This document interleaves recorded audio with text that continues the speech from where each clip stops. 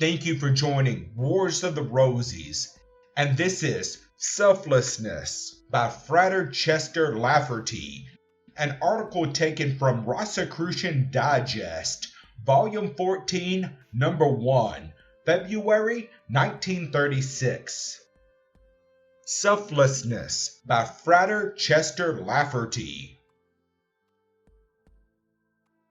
Soon after his entrance upon the path, the neophyte is introduced to the divine idea of selflessness. During his progress upward along the way of true light, he will experience one of the three possible reactions. First, in the course of his evolution, he may become more acutely aware of the tremendous import of the virtue and submit his selfhood to the beloved service of God, the cosmic, and humanity. Second, he may miss entirely the true meaning of the path and therefore be indifferent to the ideal. Third, he may recognize the necessity of the virtue, but being still too strongly attracted to the actualities of the material world, forsake the climb to rest on whatever level he finds himself. The neophyte who is deeply impressed with the beauty of the ideal will immediately express an enthusiastic determination to realize this virtue.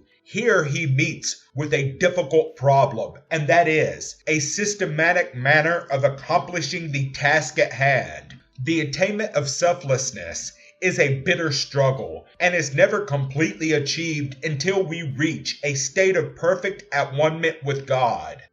In outlining a campaign for the acquisition of selflessness, we should first have a definite understanding of what selflessness is, and in order to understand a thing thoroughly, we must examine it in its duality. Since we are at present on the negative plane of consciousness and can more readily grasp the negative duality, we will start from this point and gradually develop a knowledge of the positive.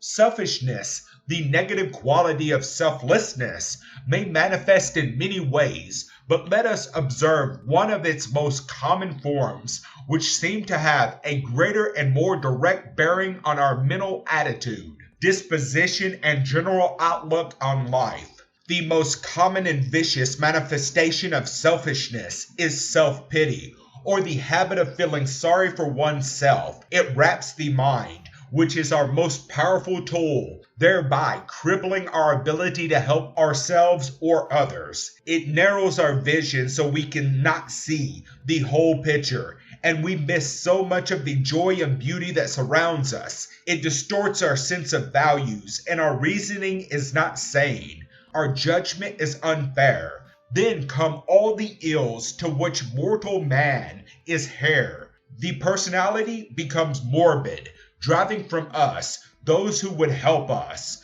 The more we indulge in self-pity, the lower the depths of despondency to which we sink. A greater part of the suffering we experience in this life is brought upon us by living selfishly for self. Compassion for self is a curse, while compassion for others who are less fortunate than ourselves become a baptism in ecstasy. To impress the truth of this statement upon the consciousness, try this experiment.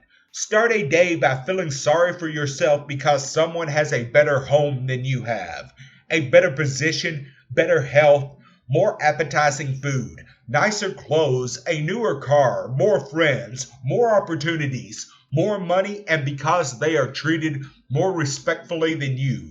At the end of the day, you will have a beautiful case of the miseries that will stay with you for a long time, unless you start the next day trying to have a sympathetic understanding of another's sorrows and tribulations. And by doing every little bit that you can to relieve another's pain and give him inspiration, at the end of this day, you will come to know the reality of happiness and peace, and the meaning of the positive duality, selflessness.